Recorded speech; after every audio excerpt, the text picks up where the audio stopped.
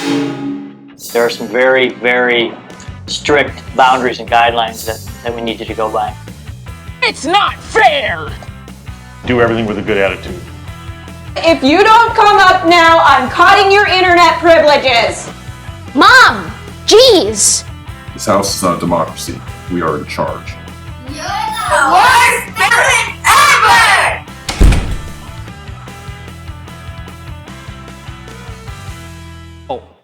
So at some point along the way, you're going to have to make some decisions or set some boundaries or take some executive action that really doesn't make your kids happy. And if you haven't heard that, our hope and our prayer is that you will. Now, if you've missed any of this series, I encourage you to go back on the website, church180.tv, and catch up on the conversations we've had thus far.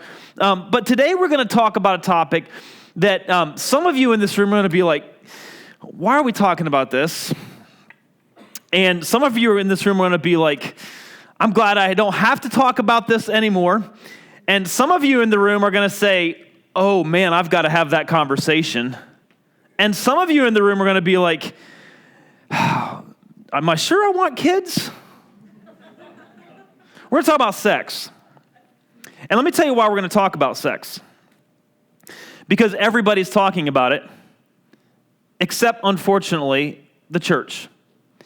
And sometimes even in the church, we'll talk about sex between married couples or between a husband and a wife, right? But oftentimes we don't talk about developing a framework for our kids when it comes to understanding sex. This is an absolutely critical conversation. So let me just say to you before you check out, if you're in this room and you do not have kids, please, for the remainder of this morning, pray for those who do have kids. And I'm absolutely serious in that. If you don't have kids, or if your kids they're grown and gone, I would encourage you to maybe just, without making it obvious, look around and find a younger family who has kids and begin even now to pray for them, because this topic is a game changer. It is absolutely critical. All right, and so that's why we're going to have this conversation today. Now, if you don't have kids, let me just tell you, I've had this conversation once. I've heard it in multiple venues. So let me tell you, this is something that you're going to need to do, but it's a wonderful thing as a parent to help guide your kids in this arena. So we're going to talk about sex. And I don't know if you've noticed this or not, but sex is kind of a big deal in our culture.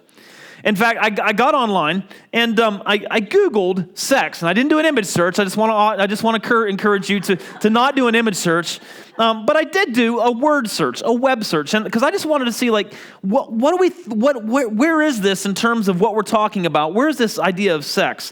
And so here's what I found. Sex, you can find 1,640,000,000 about that many references to sex.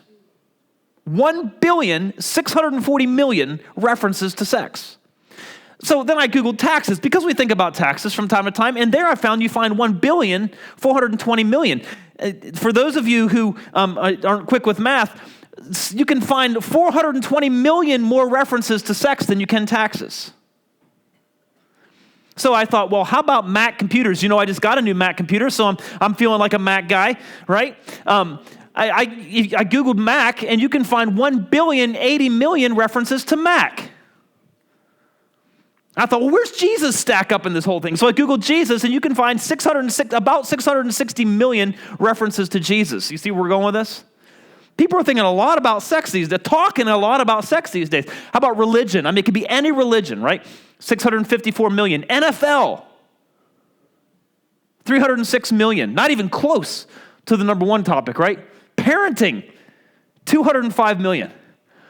I mean, by far, sex is one of the most commonly talked about or investigated topics, period. Now, if you're a dude in this room, you know, I mean, we already know that, right? If you're a guy, you're like, duh, right? Now, it's a really big deal for adults, but here's the crazy thing. It's a really big deal for kids. And I got to tell you, if you're not aware of this, I mean, this will be an eye-opener for you today, and maybe you'll know and you'll be affirmed in some of the things we talk about today. But right now, the whole understanding of sex and sexuality is changing. I mean, the way that you think about sex, the way that I think about sex may not be, and probably is not, the same way that our kids think about and understand sex. So I wanted to just tell you some stories. Are you glad you're at church this morning? So I wanted to start with the craziest story first, all right? This is Pepper. Okay, this is a robot that's just been recently released and is sold right now in Japan. It's called an emotional robot. And I want to read to you from an article published in the Daily Mail, which is a paper out of the UK. It says, the creators of Pepper, the emotional robot, have forbidden users from having sex with it, creating sexy apps for it, or reprogramming it to stalk people. Listen to this. 1,000 people paid $1,972.40 to buy this robot within 1 minute of it going on sale in Japan. I mean, that's almost like within 1 minute, 1,000 people paid almost $2,000 to get this robot. The company that produced it included a clause in the ownership contract which said, using the robot for purpose of sexual or indecent behavior breaks this rental agreement. It's a robot. Like, I'm reading this, I'm like, are you, like, really? But then the article continues. Disturbingly, some pranksters have already reprogrammed the iPad, which hangs from its neck, and in the article they actually show pictures of it. I didn't figure it to be appropriate to do in church. To give Pepper, oh, by the way, I meant to say this during announcements. I'm going to say it right now, stop.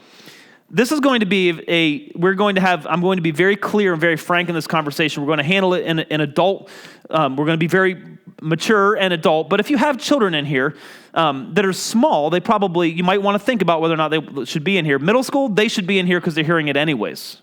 We're going to talk about that in a little bit. Now, computer pranksters have already reprogrammed the iPad hanging from its neck to give Pepper virtual breasts, which makes its hips shake and it moans when touched. It's reignited the debate around the so-called sex bot, with one roboticist telling this particular reporter that machines which humans can realistically fall in love with are only years away. Okay, did everybody catch that? That's insane. Like, sexually aroused over a robot? And yet what they're saying is that this is something that they've already put into the contract. If you're going to purchase or you're going to rent this thing, you cannot use it for sexual purposes. I read that, I'm like, wow, that's a different thing, right? Now, I'll grant you that seems pretty far out there, even though there are people who are saying this is coming in the future. This is something that we may need to contend with. Let's just pull it in and get a little closer home, right? This is an article that comes from two different sources. One is the UK Telegraph. The other is a website that reports news called WND. And in this article, the one from the UK, they say that pedophile interest is natural and normal for human males. Okay, I'm going to say it again. Pedophile interest is natural and normal for human males. At least a sizable minority of normal males would like to have sex with children. Normal males are aroused by children. This statement was not made 3 decades ago, but in 2013. It was made not in private, but as one of the central claims of an academic presentation delivered to many key experts in the field at a conference held at the University of Cambridge. If you don't know, the University of Cambridge is a huge research organization, research university. And they're saying there that pedophilia, or pedophile interest is normal in males. Matt Farber, a reporter for WND, wrote an article about the same subject. He attended a conference. He said, 2 years ago I attended a conference, and during this conference, the world-renowned sexologist, Dr. Fred Berlin of Johns Hopkins University. By the way, if you didn't know, Ben Carson was at one point the head neurologist at Johns Hopkins Hospital. So these aren't organizations that are just fringe, okay? World-renowned sexologist Dr. Fred Berlin of Johns Hopkins University gave the keynote address, and he opened up like this: I want to completely support the goal of B4U ACT, which is an organization that promotes pedophilia. Some highlights from the conference include, all right, this is in the world of academia. These are highlights from the conference. Pedophiles are unfairly stigmatized and demonized by society. They also said we're not required to interfere with or inhibit our child's sexuality as parents. This is not one of our responsibilities, is the conversation that's beginning to happen in the halls of some academic institutions. children are not inherently unable to consent to sex with an adult. In other words, some kids can actually consent to having sex with an adult. Gang, this is the stuff that's being taught in some universities. Look what else that they were teaching at this particular conference. An adult's desire to have sex with a child is normative. These things are not black and white. There are various shades of gray.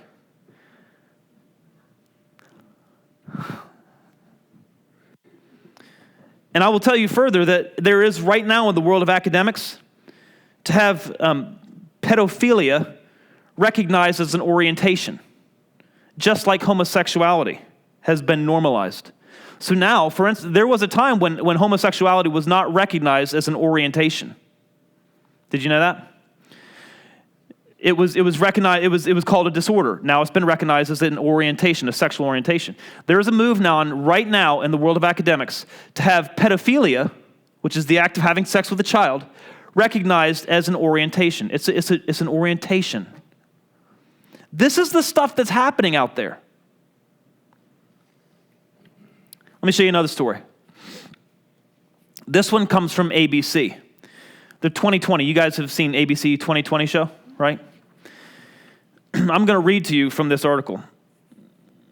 Remember what it was like to be a young teen? You worried about your clothes, you worried about acne, braces, who's popular, of course, who's dating, and sex. But given what's happening in America today, the choices are now bigger. They found for this interview, they found a girl named Anya Alvarez, who's a 13-year-old girl from Tulsa, Oklahoma. She agreed to record a diary for 2020.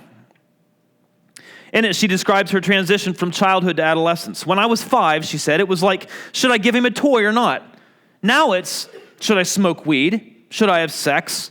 Should I lie to my parents? This is the 13-year-old girl.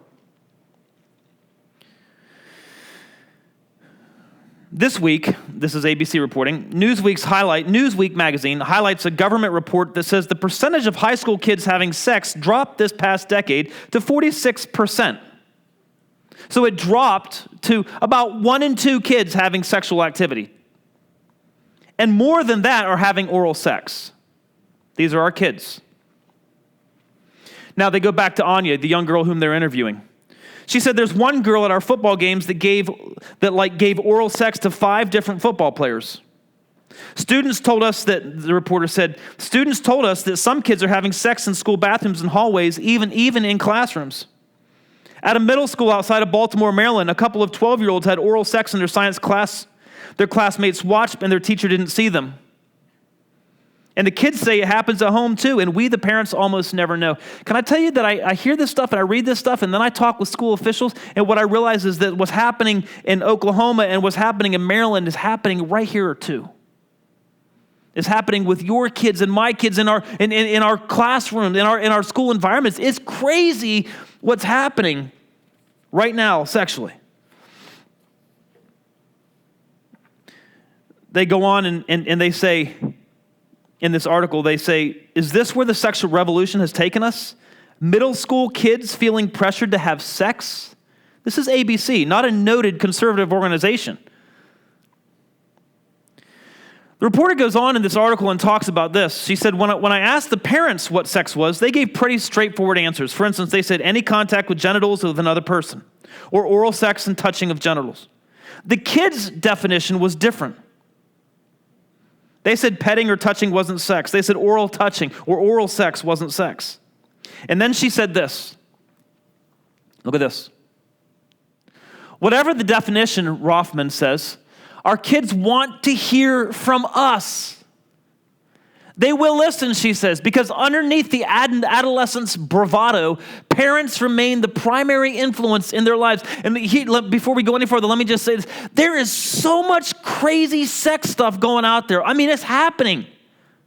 If you don't think it's happening, you're being fooled. It is happening. I've talked with administrators. In fact, in preparation for this conversation, I talked with 3 different administrators from 3 different environments. And they all confirmed it's a crazy world out here. And parents don't know. I'm going to read you some of the stuff that they said to me. And this researcher says, listen, in all of this craziness, your kid wants to hear from you. Continue. I always say, as far as I'm concerned, sexual intercourse is the most fundamentally powerful behavior there is on the face of the earth. Look at this. It's a behavior that has the ability to do the three most powerful things there are all at the same time. It has the ability to give life, potentially take life away, and to change it forever. And if this is true. I mean, sexual engagement can absolutely transform a person for better or for worse. And our kids at a point in their life where they're absolutely not ready to make wise decisions about their future are being tossed into a world in which sex ed is happening all the time. And it's not in a formal environment all the time either. It happens in neighborhood chats. It happens online. I'm going to talk more about this in just a little bit. So let me just give you, is everybody equally uncomfortable right now? So here's the scoop. I mean, this is not a comfortable conversation, is it? But if we don't have it in this environment, I'm going to tell you right now, there aren't a lot of people having this conversation. And I think that we as parents need to have, I think we as Christian parents, I'm going to make the case in just a moment, that we as Christian parents need to have this conversation and then sit down and have it with our kids. If we don't, we're setting them up for failure. So let me give you one more. This is what ABC, the article wrapped up by saying this. Sex is unbelievably powerful, and therefore, it shouldn't be in the hands of anybody who isn't an adult, as in many ways as they need to be an adult. It's not for kids. This is ABC 2020. Again, these are not like the most conservative people in the world. These are not people who would probably stand up and say, I believe God's word, I believe the Bible, right? And even they are saying, this isn't something for kids. And yet every outlet is telling us our kids are in it up to their eyeballs. All right, let me talk to you about one more thing. Right now, the word transgender is a really big deal. You're hearing it a lot. Even right now in our community in Rock Hill, our teachers are going through training to learn how to engage and interact with transgender students. So that we're all on the same page. I've learned so much this week in preparation for this conversation. But so that we're all on the same page, let me give you the American Psychology Association's definition of transgender. Here it is. Transgender is an umbrella term for persons whose gender identity, gender expression, or behavior does not conform to that typically associated with the sex to which they were assigned at birth. In other words, the sex at which you were assigned at birth, you were born a boy or girl, right? Most times, you're a boy or a girl. Transgender is someone who says, I'm a boy or I'm a girl, but I don't feel like a boy. I don't have the feelings of a boy. I feel more like a girl. Or I'm a girl, but I kind of feel more like a boy. That's what transgender is. The APA goes on. They say, gender identity refers to a person's internal sense of being male, female, or something else. They say gender expression refers to the way a person communicates gender identity to others through behavior, clothing, hairstyles, voice, or body characteristics. In other words, even in our middle schools and elementary schools, gang, listen, even at that level, right now, we're having conversations with little men and little girls, little boys and little girls who are confused sexually. So I confirmed this conversation this week with a school official. I said, I just want to make sure that when you say transgender, we're on the same page in terms of what we understand it to be. Transgender is when a boy identifies as a girl, or a girl identifies as a boy, and you would be surprised how common it is, even right here in our own district. So, just to review, in our culture, there is sexual activity with things that are not people. Pedophilia, there's a drive to normalize that. We have sexually active middle schoolers, and we have kids who aren't quite sure what they are sexually. Now, that's a lot. It's crazy. Now, from time to time, I hear people say, it's just not like it used to be. It's just so much worse. But I don't really agree with that. And here's why. About 3,500 years ago, a group of people called the Israelites were in a state of transition. For 400 years, they had lived over here in the country of Egypt, and they had been slaves. And then under the leadership of a man named Moses, who God used in a great way, Moses led an insurrection that led to their liberation, and they were no longer slaves. So they were moving from Egypt, and they were transitioning to a new land, a land that was called Canaan. And before they arrived there, God spoke to Moses. He said, Moses, I want to tell you some things. And look what he said. He said, Moses, give the following instructions to the people of Israel. I am the Lord your God. All right. So before anything else, God said, I'm going to tell you some things, and you need to listen to me because I'm your God. All right. You're my people. I'm your God. Here's what I want to tell you. Do not act like the people in Egypt where you used to live, or like the people of Canaan where I'm taking you. You must not imitate their way of life. And then he went on to describe what that way of life looked like. In Leviticus chapter 18, I won't even read the whole thing to you because some of it is breathtakingly ugly. But let me just read a few verses for your entertainment. This is God said, I don't want you to do this. They were doing it in Egypt. They're probably going to be doing it in Canaan. But as my people, I don't want you to do this stuff. Leviticus 18, verse 6.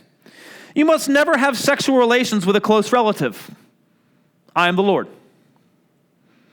Do not violate your father by having sexual relations with your mother. Oh my God. God had to say that. How about this? Don't have sexual relations with your sister or half-sister. Don't have sexual relations with your granddaughter. Don't have sexual relations with your stepsister. Don't have sexual relations with your aunt. Don't have sex with your uncle. Don't have sex with your daughter-in-law.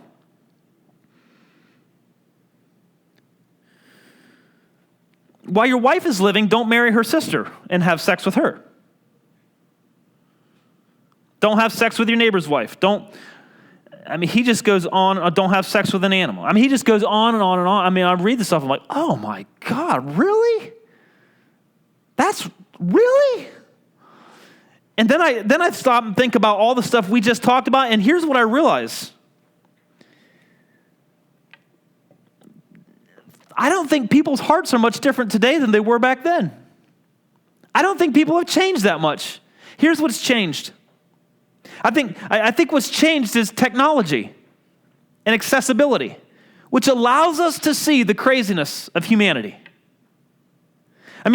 There have always been pockets of sexual confusion. There have always been pockets of sexual misunderstanding. There have always been pockets of sexual perversity and sexual immorality. There has always been that. That's why God had to say things to his people. Hey, listen, when you're coming from here and you're going to there, and I don't want you to do these kind of crazy sex stuff there or there. You're my people. You do things different. And I think what is true back then is also true today. God calls his people to be different in this matter of sex, to think and to act differently. This is what he said to the Israelites, right? He said, don't copy. No, go back. He said, don't copy. Do not act like the people in Egypt where you used to live, or like the people of Canaan where I'm taking you. You must not imitate their way of life. Don't imitate them, particularly in this area of sex. And about 1,500 years later then, God spoke through his man, St. Paul, and he said this, don't copy the behavior and customs of this world, but let God transform you into a new person, changing the way you think. Essentially, God is saying, look, if you're one of my people, if you say that you believe in me, if you call yourself a believer, if you call yourself a Christian, I want you to think about this idea of sex differently than everyone else around you.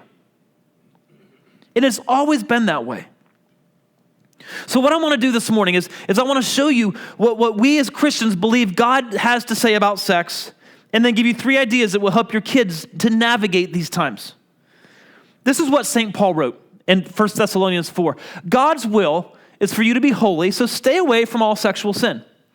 Then each of you will control his own body and live in holiness and honor, not in lustful passion, like the pagans who do not know God and his ways. So Paul basically said, and this was written a number of years ago, and he said, listen, the people all around you, like your neighbors and the people you work with, and if he would have had the internet, or if he would have been able to walk into Harris Teeter and see the magazines and hear all these sex stories, he would have said, hey, all these people that are living like this and thinking about sex like this, like, you don't live like that. God has a completely different take on sex than what you see on the magazines, than what you find on Google, than what you see in the school systems. God has a completely different take on sex. And so if you're God's people, you're going to think like God thinks about sex. And so as Christians, we form our understanding of sexuality based on the Bible.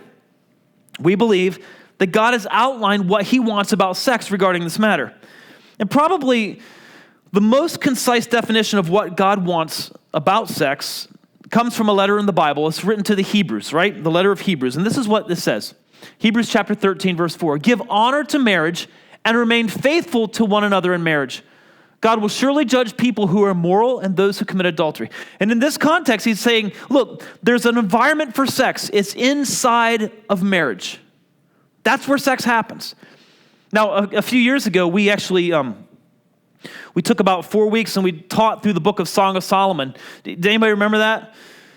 Right? And so that was, it was an amazing book. And so I would just say this, if you haven't read the Song of Solomon, it might be worth your while to do it. It's written in kind of metaphorical language, but it's worth studying it and reading it. It's graphic and beautiful. I would never let my kids go see that as a movie. And my wife probably wouldn't let me see it as a movie. It's really graphic and beautiful, but it talks about the act of sex between a husband and a wife. And it's God's idea. It's a wonderful and a beautiful thing. But God said there's a right environment for it. And that's in marriage. Now, I want to tell you right now, that idea is absolutely foreign to our culture, to our world. It is. But God said, hey, I'm thinking differently about pretty much everything than the world does. I think differently about money. I think differently about health. I think differently about marriage, about work ethic. I think differently about everything, says God. And this is how I want you to think about sex. So, the Christian understanding of sex is that there's one environment for it. And that's marriage between a husband and his wife. And God warns us for our own good against sexual activity outside of that marriage. You remember what that lady said? And the researcher for ABC 2020, she said, look, sex is one of the most powerful things that there is. It can absolutely transform you. And I know, and you know, lots and lots and lots of people who've been transformed in a negative way because of a misunderstanding of sex. They thought girls consistently think they're being loved and wanted, but instead often they're being used. We can go on and on and on about that, but we'll not do that. So to recap, there's a lot of confusion about this matter of sexuality, but there always has been. There's always been a lot of confusion about this topic. God wants his people to think differently about sex than our whole culture does. And God's plan for sex, for great sex, by the way, is in marriage between a husband and a wife. So, everybody good? All right? Smiling? Nervous? Okay, we're through the crazy stuff. So, how do we teach our kids about this stuff? I want to give you 3 ideas. Number 1, get a PhD in your child. Get a PhD in. Now, a PhD simply means this. You are an expert in that field of study. If you have a PhD in chemistry, you are an expert. You are an expert in that area of research. You're like the best in that area. And our job as parents is to be experts in our children, each one of them. The more time you spend observing and listening and watching and interacting with your children, the more you realize that each one of them have their own way. Can I get a witness? Isn't it true? Like they're all different. And some of them will be like you, and some of them will be completely opposite of you. You'll be like, where did that kid come from? But it's just going to happen. And Solomon, who was a really wise man and also a father, and who wrote a lot, and a number of his writings ended up in our Bible, he wrote this about children. He said, look, start children off on the way they should go, and even when they're old, they'll not turn from it. Now, Hebrew scholars have researched this word way, and what they believe it to mean is that every person has a way. Your way is different than mine. Your way of approaching problems might be different than mine. Your way of thinking might be different than mine. You might be very organized and very detailed. I might be more big picture, and so my desk is going to look a little crazy. Your way is different than mine. Solomon said, if you'll help a child find his way and start him or her out in that way, they'll stay on that. The problem, I'm afraid, is that so many of us as parents haven't done a great job of helping our children find their way. And the result is we have little boys and little girls who are confused on this important topic of sex.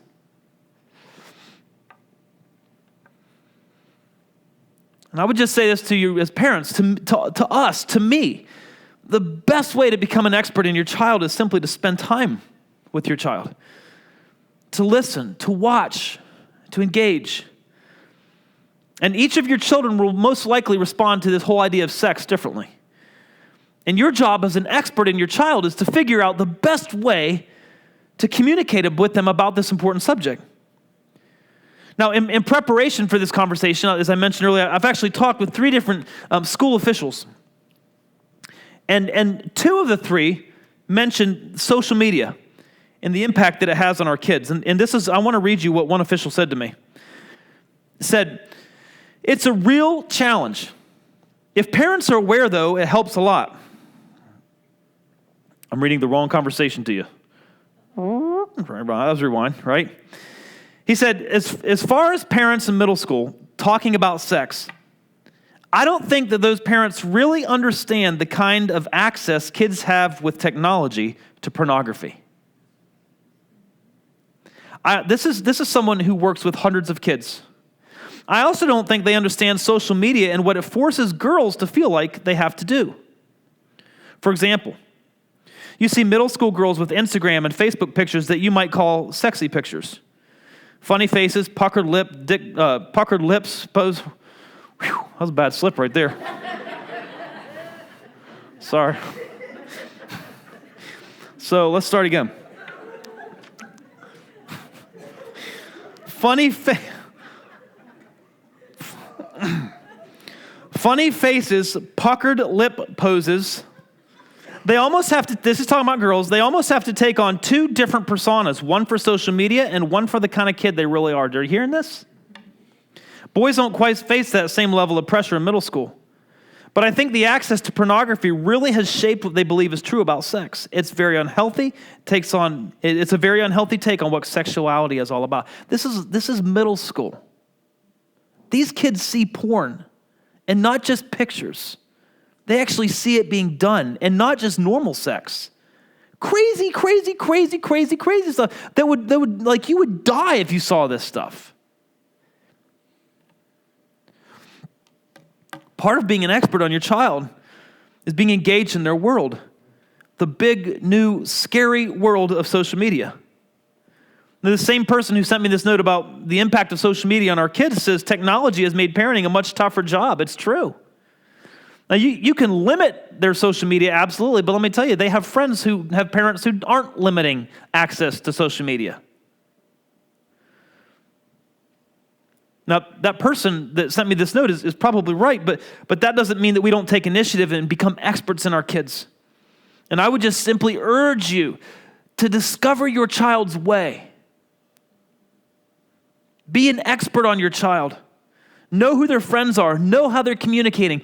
Get involved in the things that they're involved in. Because if you don't teach them about sex, someone else who doesn't care nearly as much about them as you do will. They will have the conversation. It is being had. But if you're the expert, you can help to shape their understanding of sexuality. The second way to guide your kids in this matter of sex is this: talk early, talk often. You remember the ABC 2020 story I shared with you? In this, the expert said that parents should talk to their kids about sex. This is what the expert said right here. They will listen because underneath the adolescent bravado, parents remain the primary influence in their lives. Parents, your kids, believe it or not, will listen to what you say. And one parent who did this extremely well and could actually be a model for us is Solomon. I mean, when you read through the book of Proverbs, one of the things you're going to find about Solomon is that he talks to his son over and over and over about this matter of sexuality. He has this conversation a lot. He goes into detail, and he does it often. And I think this is a great model for parents. He actually talks about the kind of friends and the kind of environments and the kind of situations that you want to avoid, because if you go into these environments, you're gonna find yourself in a crazy place sexually, and you won't be ready for it, and it'll mess you up. And so he has lots of conversations. And I would just say, if you don't know how to have the conversation with your kids about sex, could I encourage you to just spend some time the next month in the book of Proverbs? He gives us some great ideas for how to talk to our kids about sex. Now, I've talked with our student pastor, Paul Hoover, and several other school officials. And the feedback that I get from them consistently is that kids often get embarrassed when talking about sex. So, do you remember the first time your parents talked about sex with you? Like, was that not the worst thing in the world? So I want to tell you how mine went. My dad and I were standing up in a bedroom, and we were looking out over the lawn. I forget even why we're up there, but we were looking out, on our second story, we were looking out over the front lawn, and this is what we saw. That's not really what we saw, but you know where I'm going, right? We saw two rabbits doing a rabbit thing. And my dad looked at me and said, you know what the rabbit thing is, right? All right, so my dad looked at me and said, do we need to talk about the rabbits? I looked at him and said, yeah, what do you want to know? And then we both looked out the window and just stood there in awkward silence. I was mortified. I'm like, my dad wants to talk to me about sex, and he was mortified, like, oh, it's embarrassing, right? I mean, to have this conversation, your kids are embarrassed, you're embarrassed, but listen. The point is this: it's not always easy to have this conversation with your kids, but it's absolutely necessary. I mean, it's being talked about every single day in multiple venues, and if you're not careful, the only voice that will be missing is yours. If you don't have a conversation, you might be the only one that's not talking about it. And quite frankly, you're probably the one who has the best take on it. So as a parent, can I encourage you to talk early and talk often about this with your kids? I want to be the first voice to talk about it with my kids, because the first voice usually shapes the understanding. And I think, we had this question a while ago. Like, when should parents talk to their kids about sex? Can I just say this? As a parent, I would rather be proactive than reactive. I would rather be the first to address it than to answer a bunch of stupid questions or stupid ideas raised by 6th and 7th and 8th graders who have no idea about sexuality other than something they saw on a YouTube video or read in a magazine or heard their older brother talking about. I would prefer to be a little ahead of the game. So I'm just saying that's me. There's no biblical, I can't give you a chapter and verse for that. I'm just saying there are lots of people talking about it, and if you're not talking about it, you'll be late to the game. And if you'll be late to the game, you might be too late. I would just encourage you to talk early and talk often. Take the example of Solomon. And the third lesson is this, and this is an important one. Don't awaken love too soon. Now in the Bible, we just mentioned it, there's a book called the Song of Solomon. And it's a passionate and graphic story of the sexual relationship of a husband and a wife. And exploring and enjoying sex with one another in the environment that God created. And in this story, there's a line that's uttered 3 times. And each time that it's used in the context of sexual activity. And it's the bride talking to younger ladies who are not yet married. And this is what she says to them. Don't awaken love too soon. Don't awaken love too soon. There's a lot of wisdom here. As a father of children who are getting older, as a pastor who's involved in relationships in our public schools, my observation is that oftentimes we put our kids into situations too soon that begin to spark sexual activity, that begin to spark sexual interest, that begin to awaken love too soon. I mean, if they're seeing and exploring sexuality in middle school, what should we expect them to do when they get into high school? I do not have a chapter and verse for you beyond the wisdom that this verse says. Don't awaken love too soon. As a parent, I don't have I can't tell you what to do and what not to do, what to participate in and what not to participate in. I'm making those decisions for my family. As a parent, you're obligated to make those decisions for your children as well. But I would encourage you to consider things like movies, books, school activities, music. I mean, listen to the lyrics and watch the videos of the music that your kids are listening to. Friends, What are they learning at their friend's house? This is critical stuff. Everybody's talking about this, except unfortunately sometimes timid parents. And if we're not careful, we're going to put our children in a situation where love is awakened too soon. And because we didn't have a conversation about this up front, we're going to have to deal with broken hearts and shattered lives. Parents, it's our responsibility to do this. And it may make us look like the worst parent ever when we're having it, but someday, by God's grace, we'll be able to stand with our children and they'll look at us and say, thanks for saying no. Thanks for teaching me about this. Now, in case you're wondering why we've spent so much time talking about this, I want to answer that question. I want to wrap up by, again, quoting an expert from the ABC 2020 interview. I love it. Here's what I love. I love when people who wouldn't necessarily embrace a Christian worldview, I love when they say stuff that agrees with what God says, because at that point, God's like, boom, you get it. You get it. It's awesome. This is what this expert says. Sex is a behavior that has the ability to do the three most powerful things there are, all at the same time. It has the ability to give life, potentially take life away, and to change it forever. This might be one of the most important conversations you have with your kids. And if you don't have it, someone who cares much less about them and who is much less concerned about their future than you are is going to have it. Now, we have this huge responsibility as parents to teach our children, to guide them in this matter. And Christian parents, our responsibility is even bigger because our God thinks quite differently about sex than our culture does. And so what I want to do today is just to conclude by praying for us as parents that God will give us wisdom and He will grant us grace as we teach our children, as we guide them in this matter, to become healthy adults who appreciate and understand and value the role of sex in our marriage, in our life.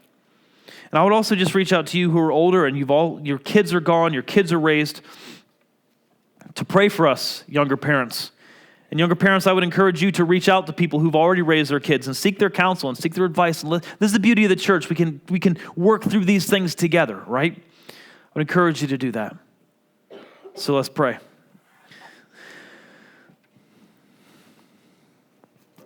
Father, so first of all, I just want to say thank you for your word that gives us clear guidance on matters that are sometimes difficult to talk about in a private setting, much less a public setting. But quite frankly, I think it's critical that we have these conversations and begin to think about these things, because in our culture, Lord, there's so much conversation happening and so many lives are being changed because of a misunderstanding about this very topic. Help us as Christian parents. And God, I pray particularly for Christian husbands, Christian men.